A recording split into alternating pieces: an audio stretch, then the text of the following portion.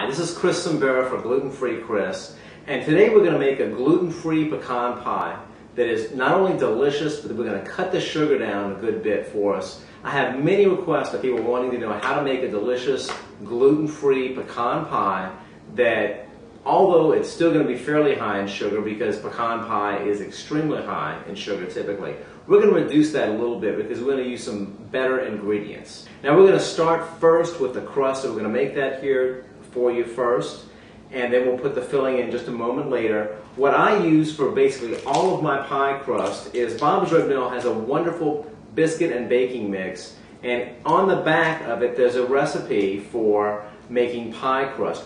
Delicious, very simple gluten-free pie crust. So we're going to make that here now. And basically what we've done, I've put 2 cups of this flour in this bowl, and then we've got about a ½ cup of butter, and I've melted it a little bit because it's much easier to work with. And so we just put that in here, and then it calls for somewhere between 6 and 8 tablespoons of cold or chill water. And then you're just going to pour that in. Now what I do is I pour about half or maybe even 2/3 of it in, and then I stir this up and mix it real well. And if necessary, you can always go back and add a little bit more water. You're likely going to want to add most of this. But if it continues to be a little overly dry, you can go back and just get a little bit more water. So let me go ahead and...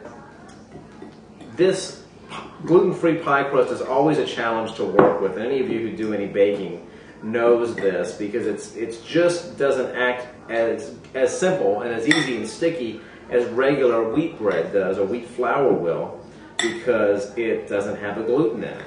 So just, come into that process, understand that, don't get mad at it if it doesn't act quite the way you want it to, because it's really not going to be that difficult. But I was amazed when I made this. At Thanksgiving I used this and I made an apple pie, and it turned out wonderful. And I got a number of compliments from people in our family who are not gluten sensitive. So anyway, I think this is actually done pretty well. And this has got a nice kind of Play-Doh type consistency to it. And what I do, because with pecan pie, you want this will fluff up a little bit, but with pecan pie, you want the crust to be very thin. And I will put the dough on that and then roll it out so that I can start putting it together. And I knead it at first, make sure that it's all together, and then I'll usually turn it over. Okay. And then I get the rolling pin. And you put that flour obviously on, because if you try to put the rolling pin on here and it's still a little bit wet, it's going to stick to it. It may still do it a little bit, but if it's a little, it's okay. If it's a lot, it's not okay. Now what we're going to want to do, and we've got this fairly evenly rolled out, what we're going to want to do is to use some type of oil or a spray on the pie crust pan. And I've got just an olive oil spray, and I'll put it in here, and it works very well and doesn't stick, but I put quite a bit on just to be sure. Now when we move this over, like I said before, many times in working with gluten-free crust, it doesn't cooperate quite the way we want it to. If it breaks, don't worry about it. You're just going to reattach it when you get over there and it's already starting to break. So you just do the best you can. Sometimes you can just take this, leave it on your cutting board, or if you've used some type of,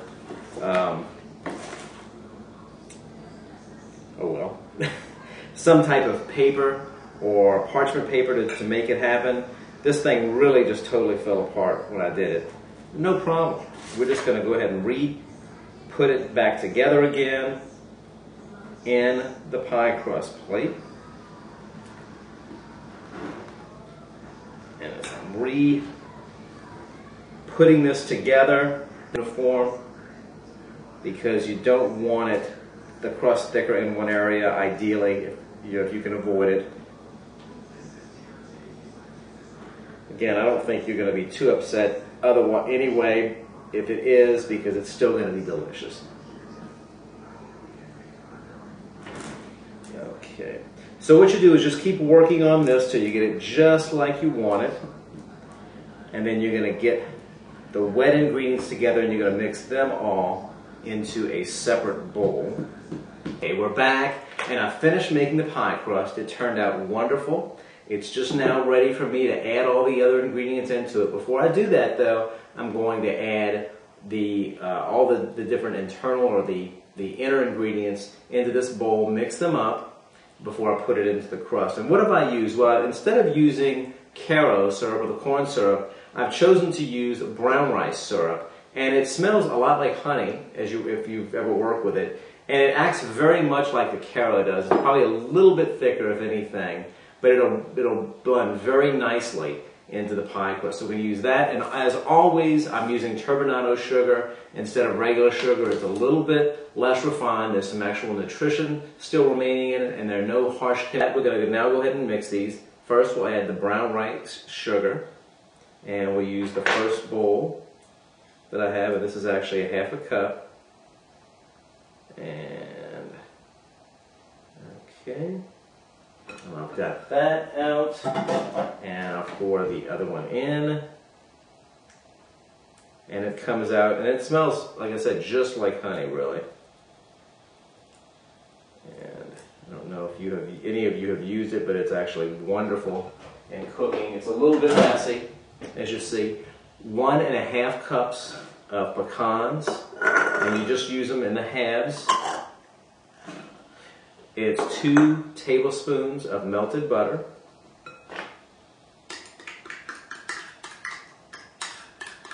That we add in here. I've got 3 eggs to add in.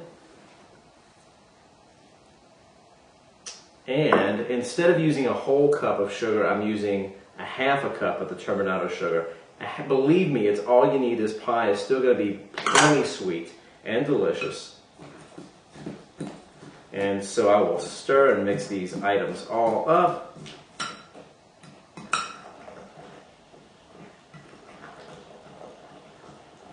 And actually, one thing I forgot is 1 teaspoon of vanilla extract, which of course I never measure out. And so I probably always put just a tad bit more. The vanilla smells good. This is actually my favorite dessert. With all that sugar, it's hard to go wrong, I guess, maybe other than ice cream. But let's get this together. Okay. And so now all we do is pour this into it. Now I have used a 9.5-inch crust, and the recipe did call for a 9-inch pie crust, so the filling may not be quite as thick. And if you wanted to, you could add a little bit more of the brown rice syrup, if that was of interest. Now, and it's going to stay in about an hour, and then I'll come check with it. And what they tell you is that you can stick something in a thermometer, and if it gets to 200 degrees, that it's cooked. Now, I can usually just tell by looking at these things if they're cooked. So leave it up, cook it about an hour, somewhere between 325 and 350, depending upon your oven and how fast it cooks, and it's going to come out one delicious pecan pie. Hi, I'm back, and the pie, just pulled it out of the oven. It turned out just perfect. It took just 50 minutes instead of the 60, which I had originally anticipated as per the recipes that I was following. But I had adjusted it from several different recipes, so it actually wasn't just one recipe. So anyway, it turned out wonderful. I'm looking forward to tomorrow's Christmas. I'm going to get up early in the morning and bake brownies, so watch that video as well. Sombrero signing out for Gluten-Free Chris. Thanks.